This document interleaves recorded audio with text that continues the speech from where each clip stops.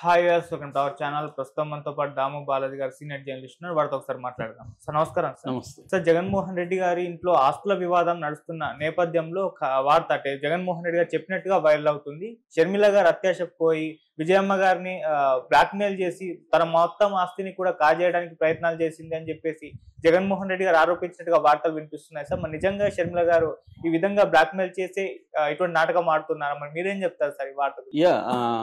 అంటే మనం మామూలుగా అయితే అది కుటుంబ వ్యవహారం. ప్రతి కుటుంబంలో ఇవాళ ఆస్తుల గొడవలు అనేది వెరీ కామన్. ముఖ్యంగా ఆస్తుల వాల్యూ బాగా పెరిగిపోయిన తర్వాత దాదాపు అన్ని కుటుంబాలలో కూడా ఇలాంటివి ఉన్నాయి. ఇంకా ఇక్కడైతే వీళ్ళది వేల కోట్ల ఆస్తులు ఉన్న వ్యవహారం కాబట్టి ఖచ్చితంగా గొడవలు అయితే ఉంటాయి. ఎందుకంటే రాజశేఖర్ రెడ్డి ఉన్నంత వరకు క్లియర్గా ఆస్తులు ఆయన పంచి ఇవ్వలేదని షర్మిల అంటుంది. పంచి ఇవ్వకపోతే మరి నువ్వేమన్నా దేంట్లో అయినా మెంబర్గా ఉన్నావా, డైరెక్టర్గా ఉన్నావా? లేవు కదా.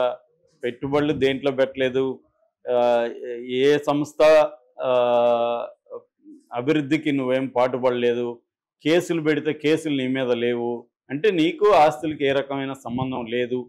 నేనయ్యి ప్రేమతో అభిమానంతో నీకు ఆస్తుల్లో వాటా ఇద్దామని నేను అనుకొని నేను షర్మిలకు ఒక ఎంఓయూ రాసుకున్నాను. ఈ అడ్జుడికేషన్ ఆఫ్ కేసులన్నీ ఒక కొలిక్కి వచ్చాక నీకు ఆస్తులు వాటా ఇస్తానని చెప్పాను. అలాగే అమ్మకు గిఫ్ట్ డీడ్ అనేది రాశాను. ఆ గిఫ్ట్ డీడ్ కంప్లీట్ కాలేదు. అంటే వాటాల బదిలీ అనేది తల్లికి జరగలేదు. కానీ షర్మిల ఏం చేసిందంటే ఆమెను బ్లాక్మెయిల్ చేసి ఎమోషనల్గా అంటే ఆమె తనతో నిలబడకపోతే తాను చనిపోతానో ఇంకోటి చెప్పి బెదిరించి ఆమెను బ్లాక్మెయిల్ చేసి ఆమెకు ఉన్న గిఫ్ట్ డీడ్లో ఉన్న వాటిని పాత డేట్లు వేసి తను రాయించుకుంది అనేది ఇతను జగన్ చెప్తున్నట్టుగా వైరల్ అవుతుంది. సో ఇంకా జగన్ ఏం చెప్తున్నానంటే ఇది షర్మిల అత్యాశకు పోయింది. నేను మామూలుగా అయితే నేను ఇచ్చుండేవాడిని, ఇప్పుడు నేను ఇచ్చే ప్రసక్తి లేదు. ఎందుకంటే నాకు ఎదురుగా నిలబడి నన్ను నాశనం చేయడానికి, నన్ను జైలుకి పంపించడానికి ఈ స్కీమ్ వేసింది. ఎందుకంటే ఇప్పుడు వాటాల బదిలీ అనేది లీగల్గా అలో చేయరు. ఎందుకు అలో చేయరు అంటే లీగల్గా చేయొచ్చు, కానీ కోర్టులో బెయిల్ క్యాన్సిల్ అయ్యే అవకాశం ఉంది. దీన్ని పెట్టుకొని రేపు ఎవరో ఒకరు తెలుగుదేశం వాళ్ళు, జనసేన వాళ్ళు కోర్టులకు వెళ్తారు. ఆయన బెయిల్ కండిషన్లో ఉల్లంఘించాడు, బెయిల్ కండిషన్లో వాటాల బదిలీ అనేది లేదు, కానీ జగన్ వాటాల బదిలీ చేశాడు అని రేపు పొద్దున వెళ్తారు. లేదు, సిబిఐ కూడా రేపు కోర్టులో పిటిషన్ వేస్తుంది, బెయిల్ కండిషన్ ఉల్లంఘించాడు కాబట్టి బెయిల్ రద్దు చేయమని సిబిఐ అడగచ్చు. అంటే ఇప్పుడు వాళ్ళు ఏంటంటే ఈయన బెయిల్ కండిషన్లు ఎక్కడ ఉల్లంఘించట్లేదు కాబట్టి కోర్టులు కూడా బెయిల్ రద్దు ఒకవేళ అడిగినా, ఆల్రెడీ రఘురామకృష్ణరాజు సుప్రీంకోర్టు వరకు వెళ్ళాడు బెయిల్ రద్దు చేయమని. సుప్రీంకోర్టు హైకోర్టుని ఆశ్రయించమనింది. సో హైకోర్టులో ఆయన పిటిషన్ వేశాడు. సో ఇప్పుడు మామూలు కోర్టులు ఒక వ్యక్తి బెయిల్ రద్దు అంటే కారణాలు చెప్పాలి కోర్టుకి. ఇంతకుముందన్న అధికారంలో ఉన్నాడు జగన్, ఇప్పుడు అధికారం లేదు. అతను సాక్ష్యాధారాలను ఇన్ఫ్లుయెన్స్ చేసి లేదా తారుమారు చేసే పరిస్థితి లేదు. విదేశాలకు పారిపోతాడా అంటే అది లేదు. కాబట్టి ఏమీ లేకుండా జగన్కి ఇచ్చిన బెయిల్ ఎందుకు రద్దు చేయాలనేది కోర్టులు అడుగుతాయి. ఒకవేళ ఇక్కడ కింది కోర్టులు ఇచ్చినా ఆయన సుప్రీంకోర్టుకి వెళ్తాడు. సుప్రీంకోర్టులో అదే అడుగుతారు ఎప్పుడైనా, ఒక వ్యక్తి బెయిల్ ఎందుకు రద్దు చేయాలి, మీరు తొందరగా ఎందుకు పనిచేయట్లేదు ఈ కేసులో అనేది సిబిఐనే సుప్రీంకోర్టు ప్రశ్నిస్తుంది. మీ ఎందుకు ఇంత ఆలస్యంగా కేసుని 11 ఏళ్ళుగా నడుపుతున్నారు, త్వరగా ముగించండి అనేది అడుగుతుంది. కాబట్టి అట్లాగే సిబిఐ కోర్టుకు కూడా సుప్రీంకోర్టు గతంలో హైకోర్టు కూడా సిబిఐ కోర్టుకి చెప్పింది రోజువారీ విచారణ జరపమని. ఇదేంటంటే పొలిటికల్గా ఎప్పుడైనా మన దేశంలో లీగల్ ప్రాసెస్ని పొలిటికల్ ప్రాసెస్ అనేది కంట్రోల్ చేస్తుంది. మ్యాక్సిమం ఎక్కడో కొన్ని మినహాయింపులు ఉంటాయి తప్ప మ్యాక్సిమం లీగల్ ప్రాసెస్ని కంట్రోల్ చేసేది పొలిటికల్ ప్రాసెస్సే. అంటే అధికారంలో ఉన్న వాళ్ళే లీగల్ ప్రాసెస్ని కంట్రోల్ చేస్తూ ఉంటారు. ఫైనల్ పవర్ అంటే పొలిటికల్ పవరే ఈ దేశంలో.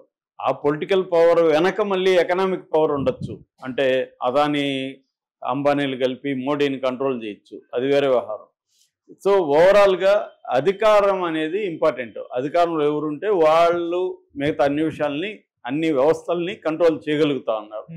దానికి అనుగుణంగా సిస్టమేటిక్ చేంజెస్ కూడా మోడీ ప్రభుత్వం తీసుకొచ్చింది. అంటే ఫర్ ఎగ్జాంపుల్ ఇప్పుడు ఎన్నికల కమిషనర్లుగా 3 ఉంటారు. చీఫ్ ఎన్నికల కమిషనర్, 2 ఎన్నికల కమిషనర్. వాళ్ళు 3ని నియమించే అధికారం మోడీ తన చేతిలోకి తీసుకున్నాడు. ఇంతకుముందు ఆ కమిటీలో సుప్రీంకోర్టు ప్రధాన న్యాయమూర్తులు కూడా ఉండేవాళ్ళు. ఇప్పుడు అది తీసేసి కొత్త చట్టం తీసుకొచ్చి ఓన్లీ మోడీ, ఒక కేంద్ర మంత్రి, ప్రతిపక్ష నాయకుడు.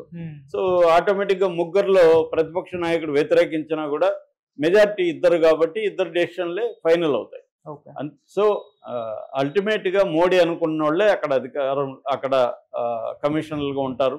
మోడీ అధికారులు అనుకున్న వాళ్ళే ఢిల్లీ లెఫ్టినెంట్ గవర్నర్ లాంటి పోస్టులో ఉంటారు. సిబిఐ డైరెక్టర్లు, ఈడీకి అందరికీ కూడా డైరెక్టర్లు అంతా కూడా మోడీ కిందనే ఉంటారు.